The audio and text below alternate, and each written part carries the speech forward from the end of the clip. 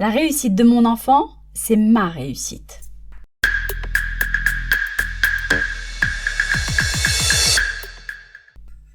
Bienvenue dans Daronnade de comptoir, le podcast participatif des darons et daronnes. Je suis Mounam Kinsi et je me pose plein de questions de parents. Si la question du jour vous fait réagir, envoyez-moi un vocal. Vous retrouverez les liens en bio de l'épisode. Aujourd'hui, je me demande si on ne confondrait pas des fois la réussite de l'enfant et la réussite du parent. Je m'explique. J'avais eu une rencontre avec une maîtresse de mon fils il y a quelques années qui avait critiqué certains comportements de ce dernier. Je suis ressortie de là complètement chamboulée.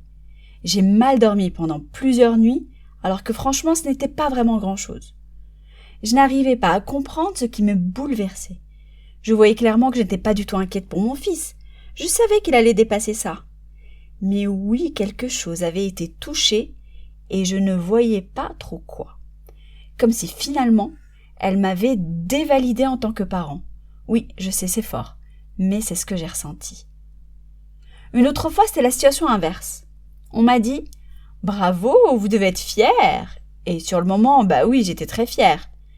Mais fière de lui ou fière de moi ? Quand nos enfants réussissent quelque chose, comme avoir une bonne note, gagner un match ou avoir un comportement exemplaire, on ressent une forme de validation, comme si quelque part ça confirmait qu'on avait bien fait, qu'on a bien bossé en tant que parents, comme si leur réussite venait valider notre rôle. Et d'un côté, je trouve ça ok, mais de l'autre, je trouve ça un peu flippant, comme si c'était une réussite par procuration.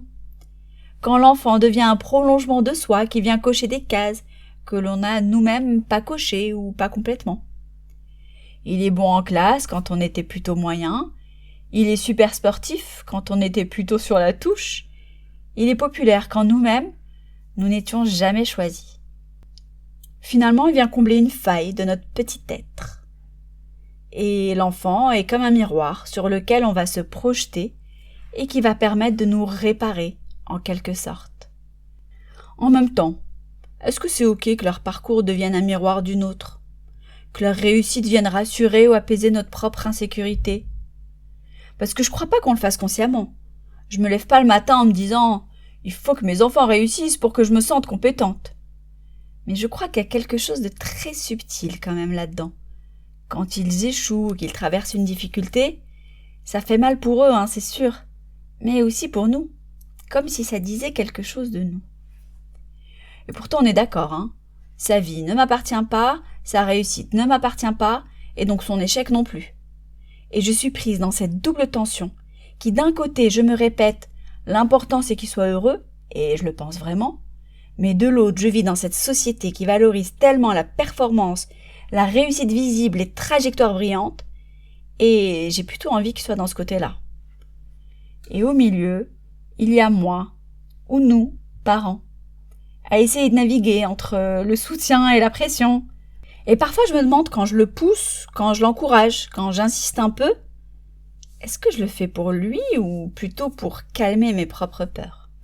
La peur qu'il rate, qu'il souffre, qu'on me regarde en se disant « Bon, elle a pas su faire, Bon, j'avoue, c'est inconfortable à admettre, mais il y a comme un petit chouïa de ça. Et en même temps, je veux nuancer. Être fier de son enfant, c'est pas forcément narcissique. C'est normal de vibrer avec eux, de ressentir leur joie, de célébrer. Le problème, je crois, ce n'est pas tant la fierté, c'est la fusion. C'est quand leur réussite devient notre preuve et quand leur trajectoire devient notre bilan. Je te parlais de la dernière fois où on a félicité mon fils. J'étais fière et en même temps, ça m'a un peu travaillée. Parce que oui, j'accompagne, j'encourage, je soutiens, mais je ne suis pas à sa place. Ce n'est pas moi qui récite mes tables de 7, et heureusement, ou qui monte sur scène pour mon spectacle de hip-hop. Et heureusement aussi. Je ne vis pas à sa place.